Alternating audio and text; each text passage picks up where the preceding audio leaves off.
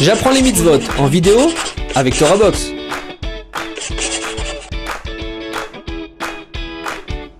Les premières lois du Shulchan Aruch, le guide de la loi juive, concernent les étapes du réveil d'un juif. Entre autres, il est écrit que l'homme doit se lever chaque matin, comme un lion, afin de réaliser la volonté de son Créateur. Nos sages enseignent qu'au réveil, l'âme réintègre le corps de l'être humain qu'elle a quitté durant son sommeil. Au réveil, l'homme récite tout d'abord la phrase Modéani, exprimant ainsi sa gratitude envers Dieu qui lui a permis de se réveiller. Le sommeil correspond en effet à 1/60 de la mort. Au matin, Hachem, dans sa grande bonté, lui restitue son âme, ce qui est un grand cadeau.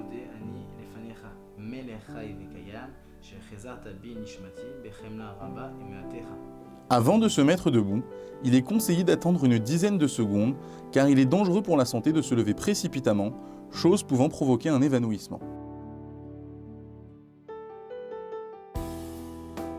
Après avoir satisfait ses besoins, l'homme se prépare à l'ablution des mains. Certains ont la bonne coutume de se laver les mains au pied du lit, à l'aide d'une bassine d'eau préparée la veille. On saisit un kéli rempli d'eau avec la main droite, puis on le fait passer à la main gauche. On verse ensuite de l'eau sur la main droite, puis sur la main gauche, en mouillant l'ensemble de la main jusqu'au poignet, et on répète cette opération à 3 reprises. En agissant ainsi, on se débarrasse de l'impureté due au sommeil qui se dépose sur nos mains au réveil. On récite la bénédiction Al Netilat Yadayim avant de se sécher les mains.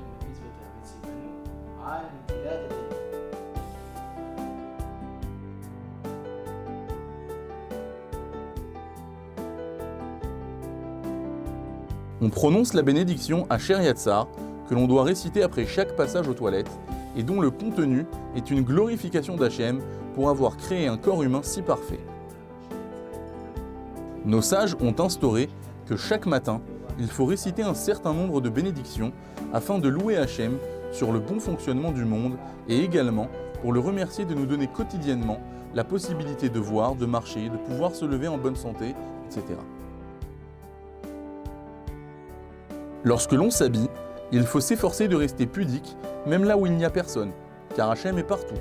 Par conséquent, lorsque l'on doit se vêtir ou se dévêtir, il faut le faire dans la salle de bain ou dans les toilettes. On enfile d'abord la chaussure droite sans en attacher les lacets, puis la chaussure gauche. En effet, la Torah accorde systématiquement plus d'importance à la droite.